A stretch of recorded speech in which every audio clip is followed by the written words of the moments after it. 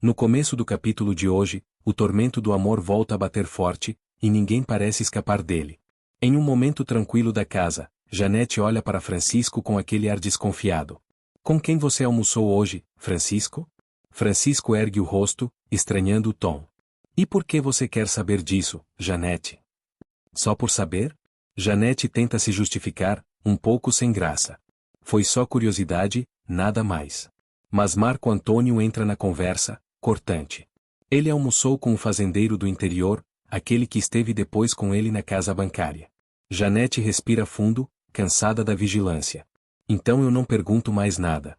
Francisco apenas observa, até que Marco Antônio se inclina e aconselha em voz baixa. Tenha cuidado com ela, Francisco. Francisco balança a cabeça. Eu não fiz nada de errado. Prudência nunca é demais, reforça Marco Antônio, deixando o amigo silencioso, pensativo, como se cada palavra ecoasse dentro dele. Na cozinha, o clima é outro. Joliana ajuda Dolores com dedicação, enquanto Mateu observa, quase admirado. Dolores sorri e comenta. A sua esposa é uma ajudante maravilhosa. Mateu agradece com humildade, orgulhoso da cena. Mais adiante na casa, Gomecindo recebe o padre Olavo. Não esperava encontrar o senhor aqui, comenta Gomecindo. O padre explica, sereno. Cheguei à tarde para fazer uma visita, mas não havia ninguém. Gomecindo suspira, carregado. Eu estava ocupado, a vida anda complicada demais. É então que Maria surge, com o rosto tomado por uma tristeza profunda. Eu tenho uma notícia grave. Angélica sente o peso antes mesmo da resposta. É sobre o Batista? Maria confirma com a voz embargada. Ele desencarnou. A sala fica em choque. Não pode ser, murmura Gomecindo. Ele estava tão cheio de saúde. Angélica confirma devagar, quase sem acreditar. Maria tenta explicar. Foi por causa de um soluço que não passava, um soluço que consumiu ele por inteiro. Gomecindo, perplexo. Nunca ouvi falar de alguém que desencarnou por causa de soluço. Padre Olavo lembra. Houve um rei que morreu assim, mas não me recordo o nome. Maria e Gomecindo se entreolham, curiosos. Mas qual rei, padre? O padre suspira. Não lembro, infelizmente. Gomecindo retoma o assunto, sério. E o corpo do Batista? Será preciso levá-lo ao cemitério. Bartolo explica, com tristeza pesada. Ele deu seu último soluço, e partiu. Muxoxo pergunta. Foi mesmo por isso? Só por um soluço? Nem o doutor soube dizer, responde Bartolo. Alguém comenta da roda. A vida tem mistérios infinitos, pelo menos ele não vai roubar mais na caderneta. Bartolo se indigna na hora. Batista nunca roubou ninguém. Nesse momento, Leonor se aproxima. O patrão já foi avisado. Como Batista não tinha família, o enterro será amanhã, na cidade. E pediram que o senhor recolhesse todos os documentos dele que ficaram na venda. Bartolo, magoado, pergunta. Eu mesmo tenho que fazer isso? Gomecindo explica. A partida dele foi um baque, um verdadeiro baque. Eu fiz tudo o que podia para salvar o casamento da minha filha. O padre Olavo, com sinceridade e calma, lembra. Aquele casamento começou errado. Eu mesmo não queria celebrar, senti desde o início que não havia harmonia. Olavo acrescenta. E o noivo de Rosana, não sorriu nenhuma vez no altar. Ele não estava bem. Gomecindo engrossa a voz, ainda mais surpreso. E o mais espantoso, foi ele sair sem um vintém no bolso. Deixar para trás um mundo de cafezais, e pior, ir até a casa de Marco Antônio roubar a esposa dele, uma mulher cercada de luxo, uma verdadeira princesa. Padre Olavo responde com serenidade. O amor não enxerga riqueza, nem pobreza. Gomecindo rebate rápido. Quando a necessidade entra pela porta, o amor pula pela janela. O padre respira fundo. Vamos mudar de assunto? Olavo então pergunta. O senhor conseguiu vender o café em Santos? Gomecindo solta um riso amargo. Vendi quase de graça, e ao chegar em casa recebo a notícia de que Batista desencarnou, por causa de um soluço. O padre franze o senho, tentando lembrar. Ainda não recordei o nome do rei, aquele que morreu assim. Um silêncio pesado toma conta da sala. Todos se olham, tentando digerir a estranha história. É então que Angélica se inclina para Rosana. Você ouviu quando Gomecindo disse que esteve na casa bancária do Sr. Francisco? Rosana confirma com um leve aceno. Angélica observa a irmã com atenção, tentando juntar as peças. Pelo que eu entendi, Marco Antônio não está mais procurando a Juliana. Rosana reage na hora, firme, quase cortante. E o que isso importa agora, Angélica? Mas Angélica insiste, como quem provoca sem perceber. Ele perguntou por você, parece preocupado, talvez até interessado. Rosana respira fundo, claramente incomodada. Chega, Angélica.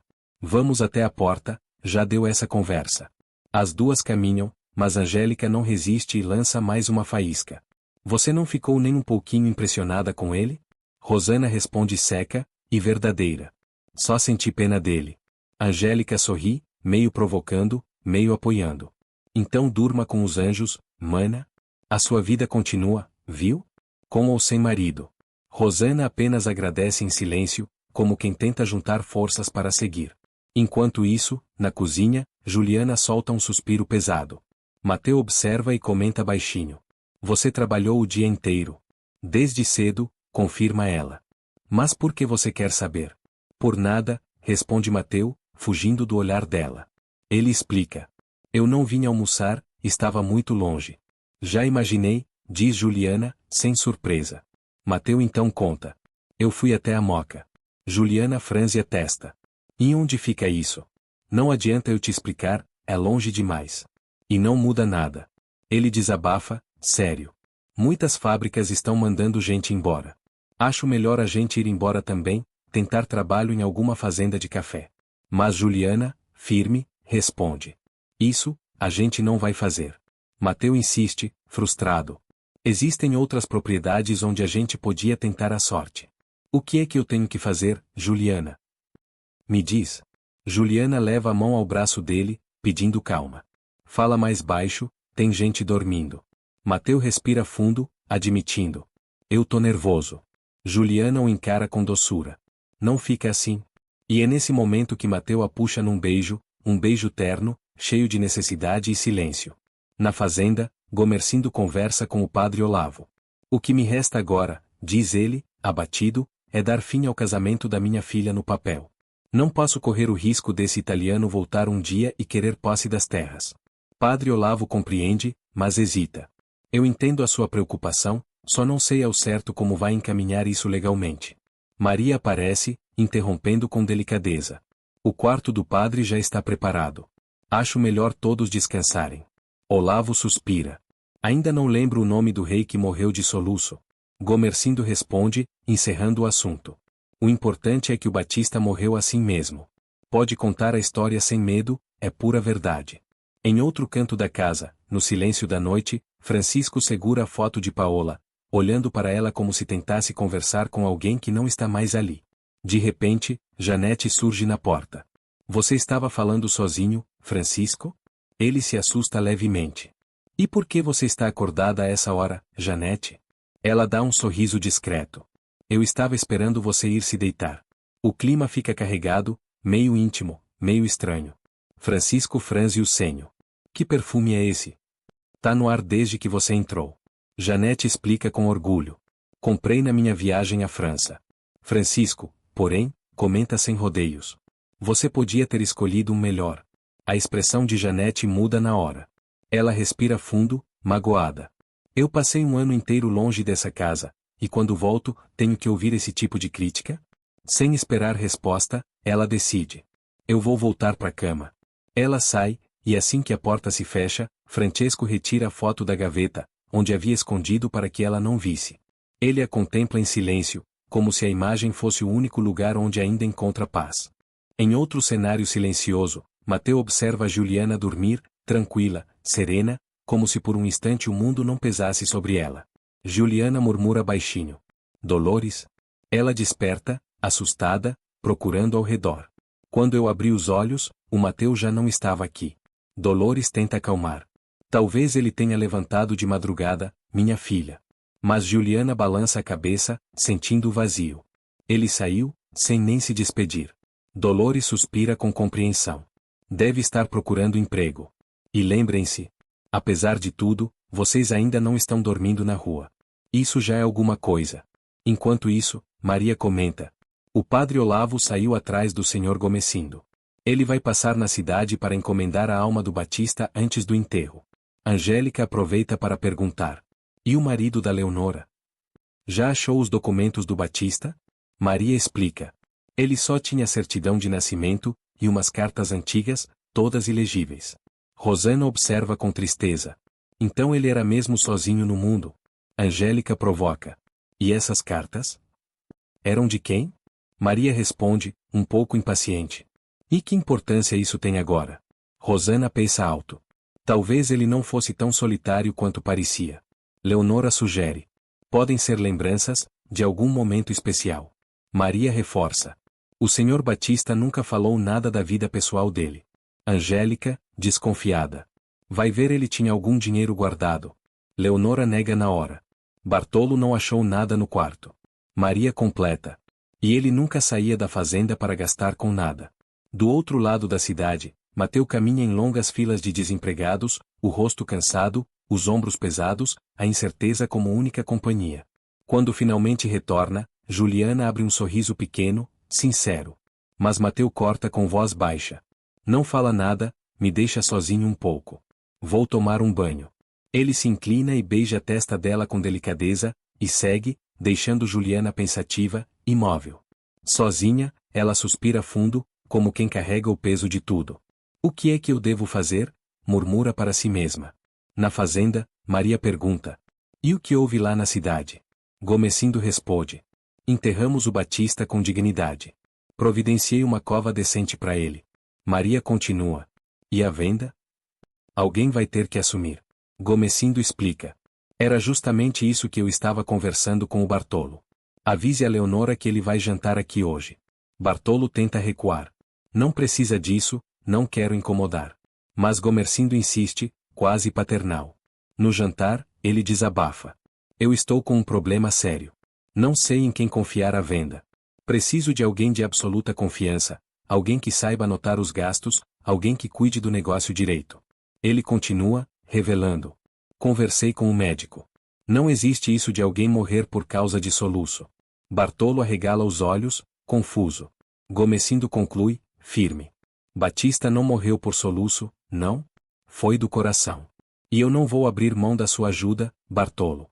Preciso de você para manter tudo em ordem.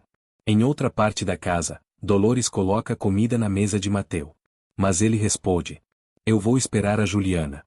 Dolores comenta. Ela disse que você não almoçou. Mateu olha para Juliana, e Juliana devolve o olhar, num silêncio cheio de significado. Enquanto isso, Francisco comenta com Marco Antônio. Todos os dias tem fila na porta das nossas fábricas, gente procurando emprego. Se essa crise não acabar, ninguém sabe onde isso vai parar. Marco Antônio lamenta. O governo devia encontrar uma solução. Francisco rebate, irritado. As autoridades só pensam no café. Nesse momento, Janete se aproxima com determinação. Francisco, eu queria falar com você, a sós. Marco Antônio estranha. E qual é o assunto? Janete responde com calma, olhando apenas para Francisco. É um assunto nosso.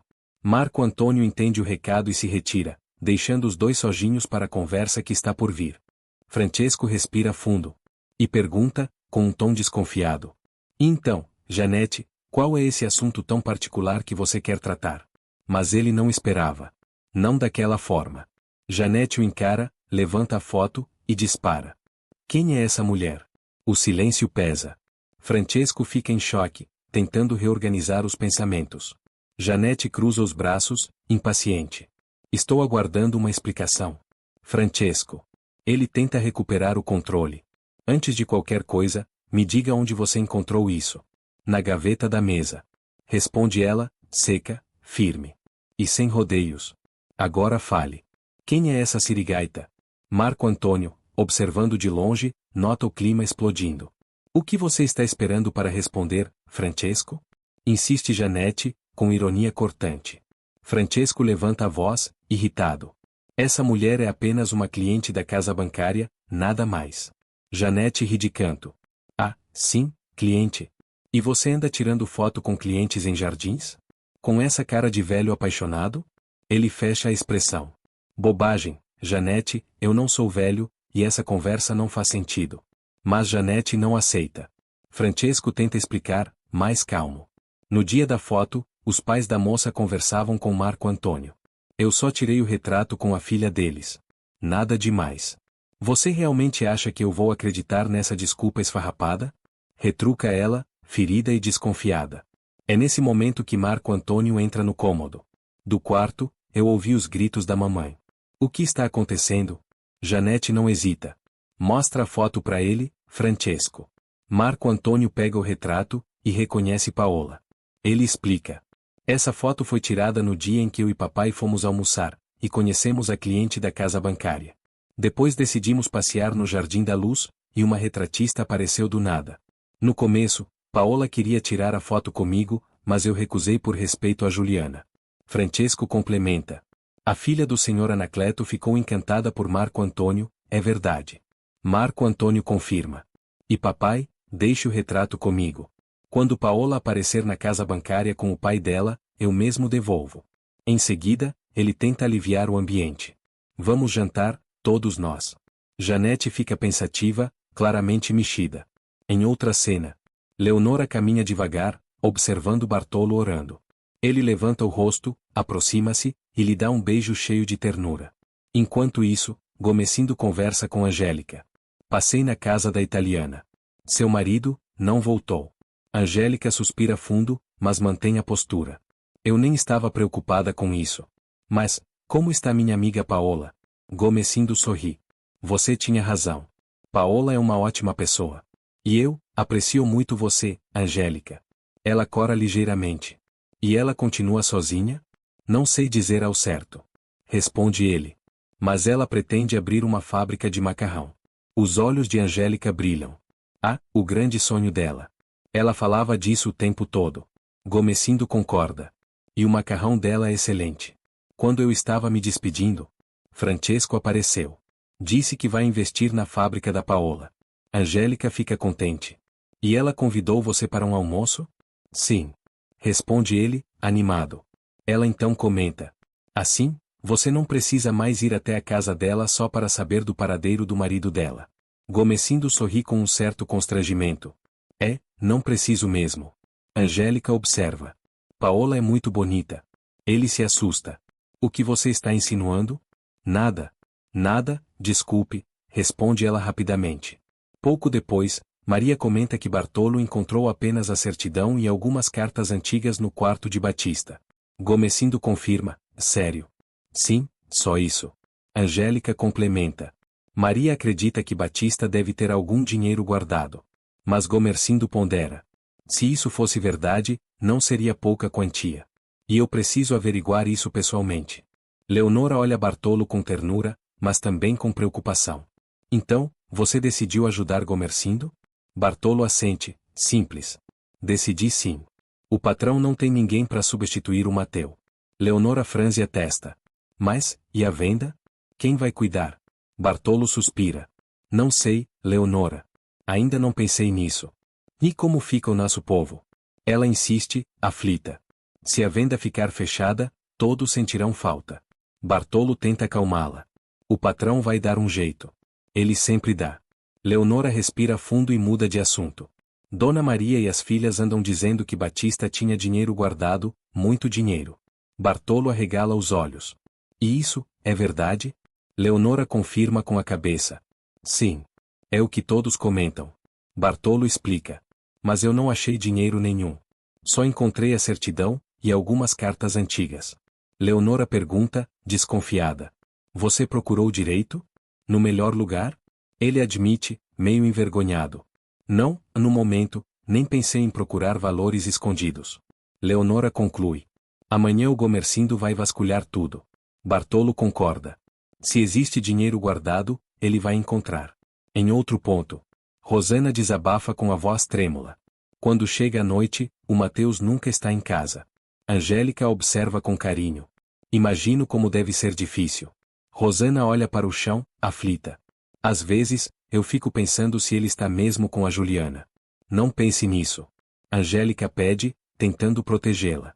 Mas Rosana confessa, quase num sussurro. Eu não quero pensar. Mas, penso. E quando olho para o meu filho, não entendo como Mateu teve coragem de ir embora daquele jeito. Angélica segura o bebê e fala com firmeza gentil. Você é quem precisa ter coragem agora. Essa fase vai passar, eu prometo. Ela continua. E não trave seu coração a 7 chaves. O Mateu, provavelmente nem está pensando mais em você. Ela brinca com o bebê para aliviar o clima, mas Rosana mal consegue sorrir. Enquanto isso, Mateus encontra Juliana. Ele beija a testa dela, e os dois sobem juntos as escadas. Mateus desabafa, com a alma pesada. Sinto que desperdicei a minha vida na fazenda. Juliana o olha, surpresa. Por que fala da vida assim, Mateus? Ele corrige. Não a vida inteira, só o tempo que passei lá. Trabalhei demais, pra nada. Juliana tenta confortá-lo. Um dia, o nosso filho vai tirar proveito dessa experiência. Mas Mateus balança a cabeça, frustrado. Saí da fazenda sem um tostão no bolso. Esse dinheiro faz falta. Eu até evito comer na rua para não gastar nada. Tudo que tenho comigo, foi o Bartolo que me deu. E eu ainda prometi devolver cada centavo. Juliana segura suas mãos. Deus vai te ajudar, vai ajudar nós dois. Mateus continua, sentindo o peso da própria impotência. Não é fácil te ver trabalhar todos os dias na cozinha, enquanto eu não sirvo para nada. Juliana tenta levantá-lo. Isso não é culpa sua. Mas ele sacode a cabeça, amargo. Eu não te tirei do palacete para te dar uma vida de privações. Mas eu não reclamo de nada. Juliana responde, com sinceridade. Mesmo assim, ele confessa. Eu, me sinto humilhado. Juliana o abraça. Não fale assim, Mateus. Ele desabafa de novo, a voz quase falhando. Todo homem precisa do direito de trabalhar. De se sentir digno. Ou então, o que me resta? Roubar para viver ao seu lado? Juliana reage na hora. Nunca diga isso. Mateus respira fundo. Eu não te trouxe para viver esse tipo de vida. Ela o encara com amor profundo. A riqueza não significava nada, se eu não tivesse o seu amor. Não fale mais disso. Eu te amo, Mateus. Eles se beijam, apaixonados. Ele retribui, e repete que também a ama. Em outro ambiente, Marco Antônio conversa com Francesco. Papai, o senhor se livrou de uma grande confusão ontem à noite. Francesco sorri de lado, curioso. E por quê? Marco Antônio explica. A mamãe voltou completamente desconfiada. Ele continua. E eu ainda quero saber, quando exatamente o senhor tirou o retrato. Em que momento foi? Francesco comenta, pensativo. Marco Antônio, você explicou tudo para sua mãe, não foi? Marco Antônio solta um meio sorriso. Expliquei, mas inventei tudo na hora. A gente deu sorte, papai. Na próxima, seja mais cauteloso. Francesco responde firme. Não estou fazendo nada de errado. Logo depois, Janete entra na sala. Aquela italiana devia era ter levado a criança junto.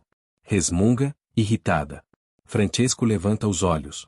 O menino tem o meu nome. Marco Antônio suspira. Por favor, mãe, não vamos começar de novo. Mas Janete provoca. Parece até que você está conformado em ter perdido a sua esposa. Marco Antônio mantém a calma.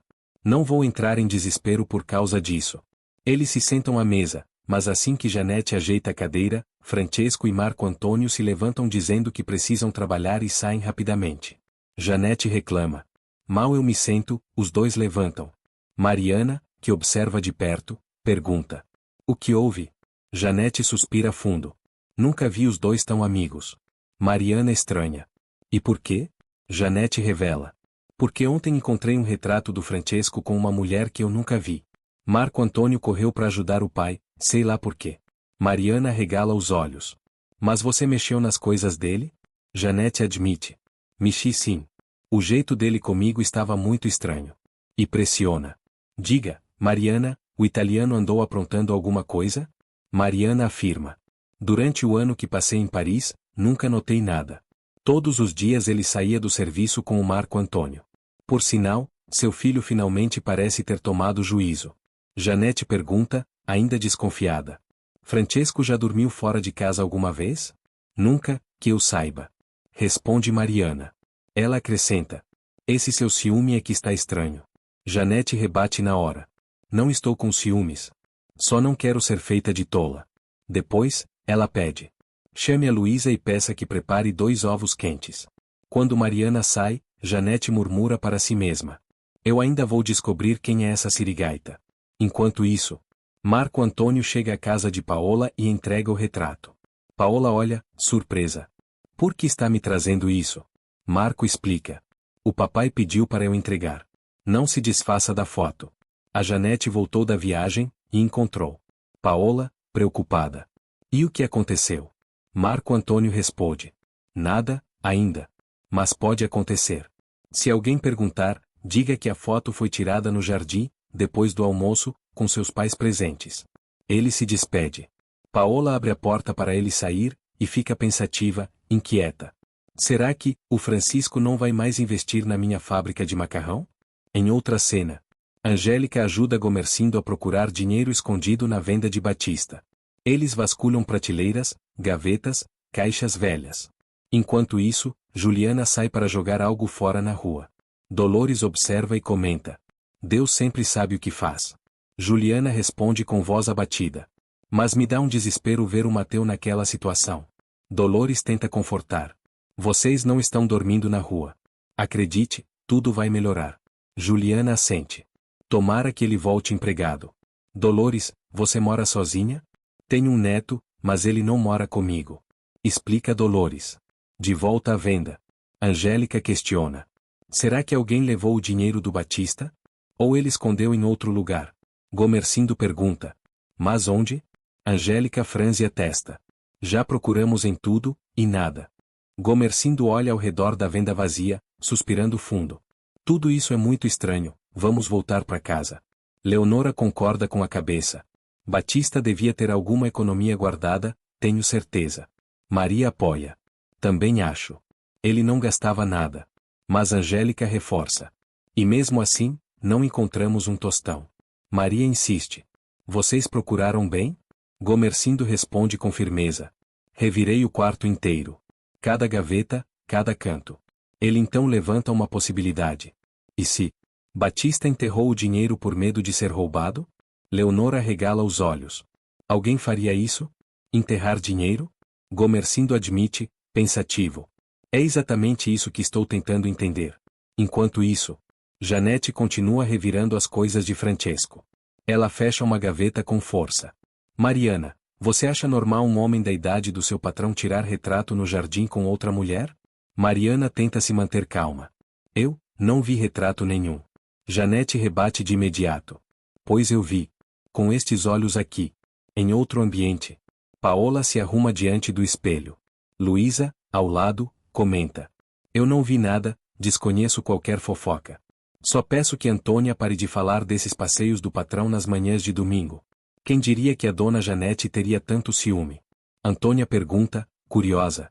Será que o patrão arrumou mesmo uma amante? Luísa dá de ombros, provocando.